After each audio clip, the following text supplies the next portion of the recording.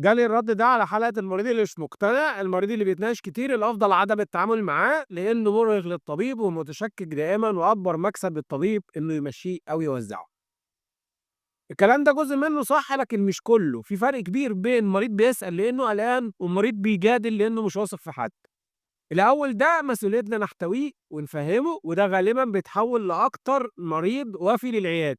لكن التاني آه، ده لو استمر في الشك بعد شرح واضح وحدود محترمة، يبقى استمراره مُرهق ومش صحّي للطرفين، وساعتها الاعتذار المهني عن استكمال التعامل بيبقى قرار حكيم. المشكلة إن كتير من الأطباء بيخلطوا بين الاتنين، فيمشّوا مريض كان محتاج طمأنة، أو يستنزفوا نفسهم مع مريض كان محتاج حدود. الاحتراف مش إنك تمشّي أي مريض صعب، ولا إنك تستحمل الكل، الاحتراف إنك تعرف إمتى تشرح، وإمتى تحط خط أحمر، وده اللي بيخلّي العيادة تكبر من غير ما الطبيب يتحرج.